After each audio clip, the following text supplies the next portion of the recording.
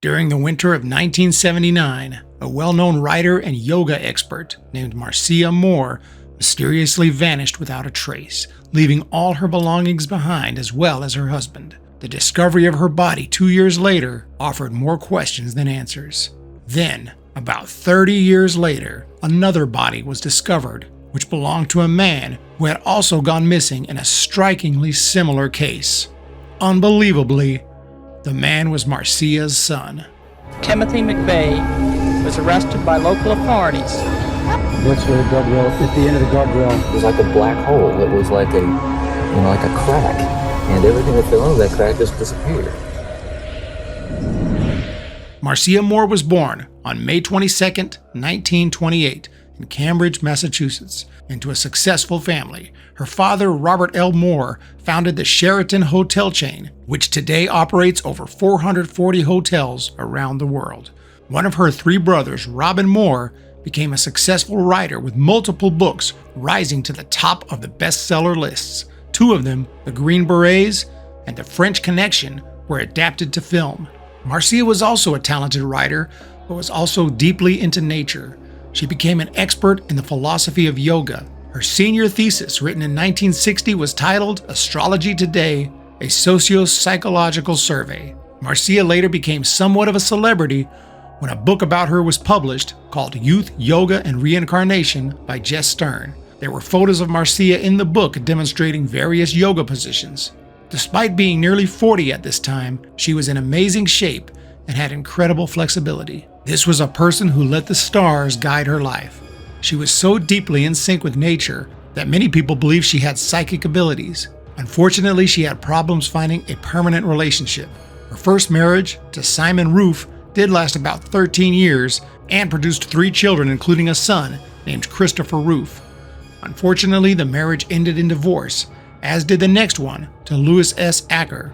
She was in her third marriage to Mark Douglas when Stern's book about her was published. Around the time she began to get national notice, the country was ready for a healthier lifestyle, and Marcia Moore was one of the early pioneers of the exercise diet era, which continued throughout the 80s and even up until this day. She taught not only yoga, health, and fitness, but also how to take complete control of one's mind. Marcia wrote several books, including Diet, Sex, Yoga, and Reincarnation, and the Key to Immortality. She developed her own approach to reincarnation therapy, which she called hypersentience. Unfortunately, despite her belief that through the stars and deep meditation she could make all the right decisions, her marriages continued to fall apart, and her third would also end in divorce. Years later, now in the 1970s, she would meet a physician named Dr. Howard Altanian. He was 40 years old, 9 years younger than Marcia, but they felt a special link. Marcia believed that she had finally found the right man. They married in November of 1977. It was around this time when Marcia, along with her husband, began to experiment with ketamine, a hallucinogenic drug that Marcia believed could help her tap deep into her psyche if used correctly. Howard was on board with this as well and came to believe that there was a national breakthrough waiting to happen for ketamine, which they began to call the goddess ketamine. He was so confident that he quit his high-paying position to concentrate full-time on the drug.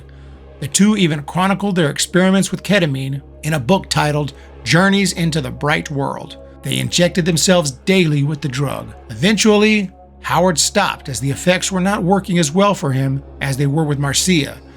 Despite the urging by friends to quit ketamine before she became completely addicted, she continued on with the drug, taking multiple doses per day. By 1979, she had become addicted and began to hide her extensive use of the drug from Howard. Still, from outward appearances, she finally seemed happy. She was now 50 years old, still extremely beautiful, in excellent shape, married, and dedicated to her work. Then, on January 14, 1979, on an extremely cold evening, Howard returned home from a movie to find their apartment empty.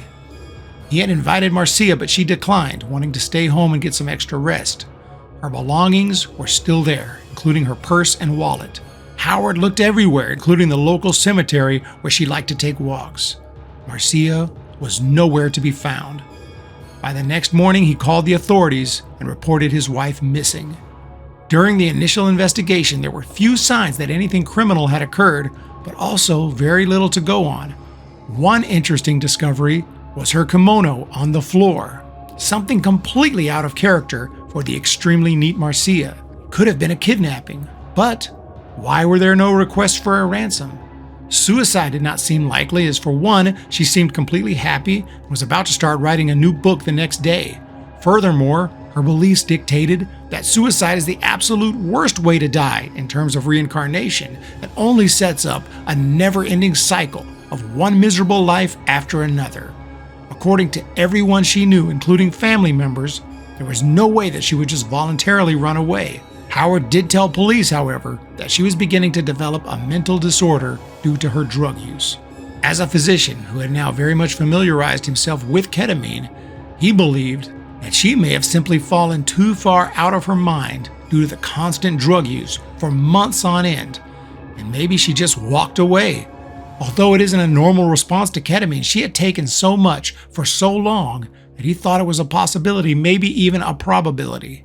She had been taking it daily for 14 to 18 months, and her purpose, after all, was to leave the body behind and just be at one with the universe. Perhaps something snapped in her mind and she just completely lost it. But even if that were the case, where did she go? Normally, in cases like this, the husband would be one of the first suspects. However, there was no body and no obvious motive, such as there would be in the sadly commonplace situation of murder for life insurance money. In fact, the money that she did have would be left to her 3 children, not Howard. Furthermore, Howard seemed completely devastated and completely dumbfounded as to the location of his wife. No evidence could be found to suggest that he had any involvement in her disappearance. Eventually, he had to try to return to work as a doctor to make ends meet, but struggled to even find work due to the publicity around Marcia's disappearance. He genuinely seemed to have nothing to gain from murdering his wife. Nevertheless, some members of Marcia's family continued to suspect him, a fact that even he understood, saying that he would probably feel the same way if he was in their shoes.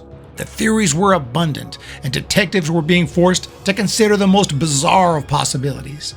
Some people suggested that she reached a point where her consciousness was so strong, she simply dematerialized. After 2 years, this theory seemed about as good as any when a property owner was pulling vines about 3 miles from Howard and Marcia's apartment when he came across a human skull.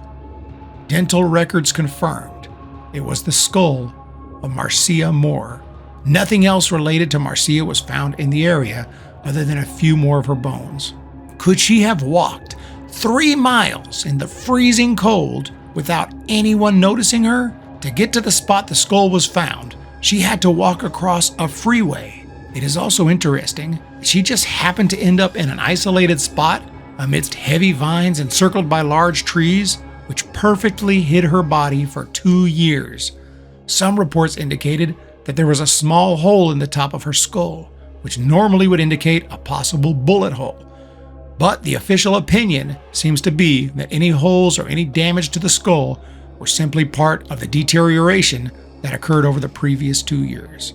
It seems unlikely that Marcia, in an extremely drugged up state, walked 3 miles to a perfect spot to dump a body in the freezing cold where she collapsed from an overdose and died. It is possible that she went to the spot before taking the ketamine, looking for a perfect spot to be at one with nature, where she took the drugs and then experienced an overdose. Another possibility that has been suggested is that Marcia had an overdose and died at the apartment.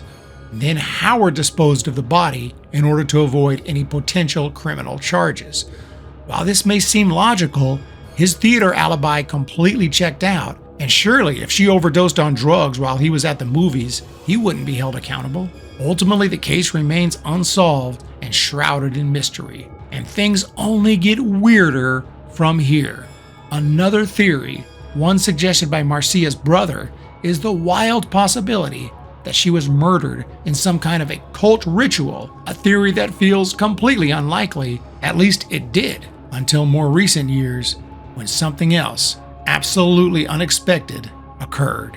In November of 2010, a male body was discovered by a hunter in the woods of Maine. The body went unidentified for over a decade until September of 2021, when it was finally identified as the body of Christopher Roof, the son of Marcia Moore. Roof had disappeared in August of 2010, and a tip from one of Chris's students came in suggesting that the body that they found might be that of Chris Roof after she listened to a podcast describing the body. Without this tip, Christopher Roof would still be known as the Stacyville John Doe. Of all of Marcia's children, he was the most like her, deeply spiritual, searching for meaning and focused on teaching his beliefs and philosophies. He wanted to head into nature by himself and live off the grid.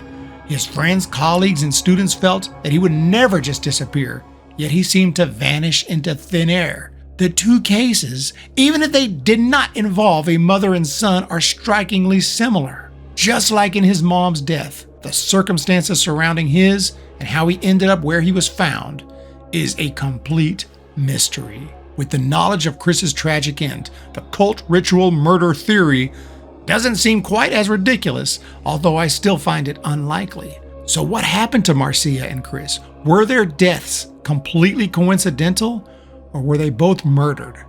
For years, my opinion on what most likely happened is Howard's original thought that the drugs caused her to completely snap, she wandered off, and eventually had an accident or overdose and died, or just fell unconscious and froze to death. But I'm still bothered by the fact that she just happened to die in a spot where her body would not be discovered for 2 years, and that nobody came forward to say that they saw her during the long walk. However, stranger things have happened. Since the body of Chris Roof was identified, the entire case became even more fascinating, if that's possible. The son of Marcia has also died under mysterious circumstances with no signs of foul play while on a spiritual search of some kind. If you're one who doesn't believe in coincidences, something absolutely unthinkable had to have occurred to Marcia and Chris. The other possibility is that these cases are in no way connected. Perhaps Chris went to live off the grid in the woods and died from an accident of some kind, while Marcia, well, pick a theory. No one knows what actually happened. But let me know what you think of this fascinating true crime case. What happened to Marcia Moore? And what happened to Christopher Roof? Thank you so much for checking out this week's video. And if you are interested in historical videos, including true crime, space exploration, mountaineering, wars, politics, and much, much more, please hit the subscribe button to learn more stuff that happened. Thank you and have a wonderful day.